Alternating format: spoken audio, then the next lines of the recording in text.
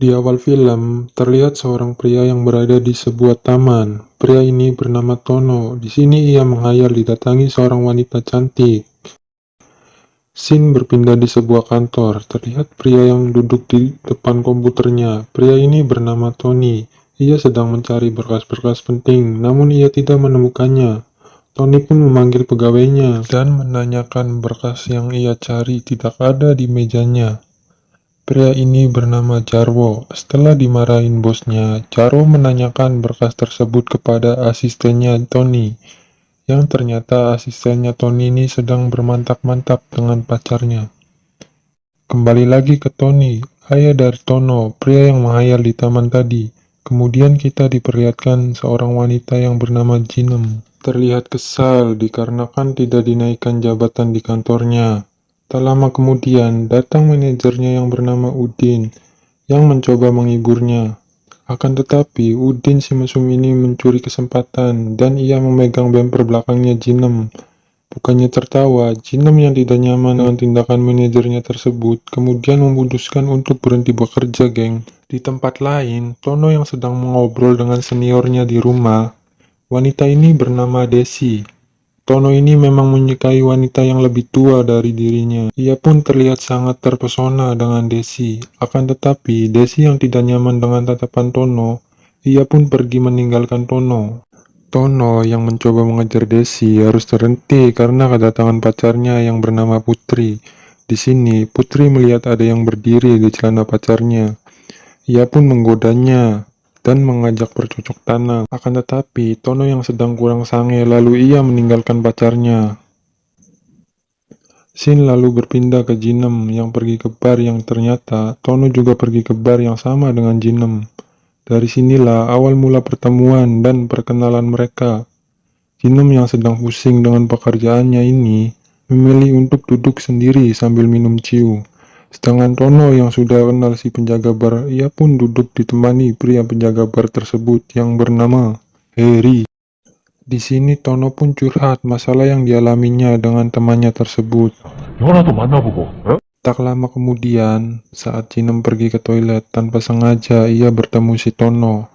Mereka pun saling bertatapan dan karena sudah sama-sama mabok, mereka pun terlihat meraba-raba. Karena sudah sama-sama sange, mereka berdua pun pergi ke hotel dan melakukan bercocok tanam.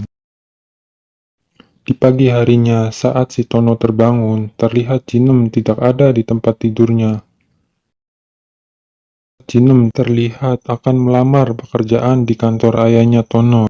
Di sini disambut senyuman hangat si Tony. Tony yang sudah lama menduda terpesona dengan kecantikan Jinem. Sesampainya di rumah, Tono masih terbayang-bayang surabi lempit Jinem.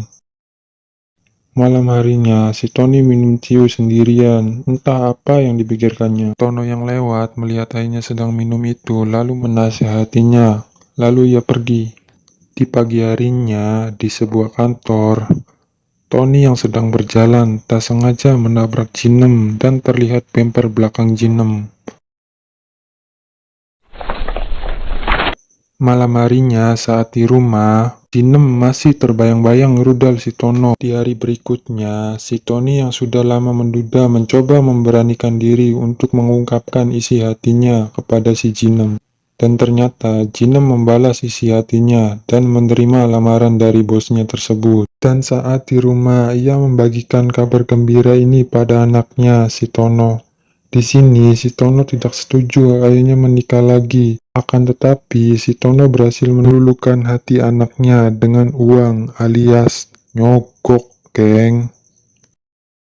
Singkat cerita, si Tony mengenalkan ibu barunya. Tono pun terkejut melihat ibu barunya, ternyata wanita yang selalu dipikirkannya. Meskipun Jinem berpura-pura tidak mengenal Tono, akan tetapi terlihat jelas rasa canggung di antara mereka berdua. Di pagi harinya, saat Tony pergi ke kantor, Jinem pergi ke kamar anak tirinya untuk mencoba berbicara. Di sini Tono yang menyukai Jinem dari dulu dan sekarang ada di depannya. Tono pun langsung menyosor ibu tirinya tersebut.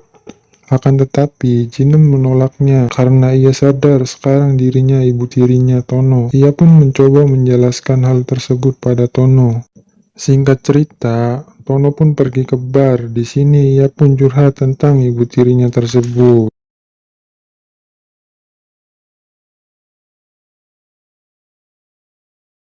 Saat pulang ke rumah, ia mendengar suara pemersatu bangsa. Suara tersebut berasal dari ayahnya yang sedang bercocok tanam dengan ibu barunya. Ia pun kini menjadi semakin kesal sampai di pagi harinya, Tono tidak mau diajak makan bareng sama ayahnya dan ibu tirinya tersebut. Saat ayahnya mengajak makan bersama, Tono pun memilih untuk pergi. Di sisi lain, Jinem yang melihat sikap anak tirinya cuma bisa terdiam dan merasa tidak enak. Siang harinya, saat Tono ini menyendiri, ia menghayal mantap-mantap dengan ibu tirinya. Namun menghayalnya pun terhenti karena kedatangan Putri. Di sini, Putri yang melihat Tono tidak baik-baik saja, menanyakan apa yang sedang dipikirkan Tono. Setelah mengobrol, Putri pun pergi. Saat di rumah, bertemu Jinem, ibu tirinya. Di sini, Jinem menjelaskan bahwa sikapnya salah dan tidak seharusnya seperti itu. Ia juga bilang jika dirinya sebenarnya menyukai Tono, namun kini dirinya menjadi istri dari ayahnya Tono, dan menyuruh Tono menerima kenyataan ini. Namun, Tono yang keras kepala ini pergi menemui pacarnya dan membawa ke rumah untuk bercocok tanam. Hal ini pun sengaja untuk balas dendam kepada ibu tirinya tersebut. Di sini, Jinem yang tak sengaja melihatnya, anak tirinya bercocok tanam, terlihat merasa cemburu. Malam harinya, si Tono sedang di ruang tamu, kemudian pacarnya datang dan bilang jika dirinya bersedia melakukan apapun, asalkan si Tono bergembira lagi dan tidak sedih lagi. Akan tetapi, Tono malah memutuskan pacarnya tersebut dan pergi meninggalkan pacarnya ini. Scene berpindah pada si Tony yang akan pergi ke luar kota untuk urusan pekerjaannya. Kini di rumah cuma ada Tono dan ibu tirinya. Malam harinya, di sini ia pun mengajak Jinem bercocok tanam dan mereka pun berdua bercocok tanam setiap hari. Di lain tempat, si Tony sedang bekerja. Ia merasakan tidak tenang meninggalkan anak dan istrinya. Ia pun memutuskan untuk pulang.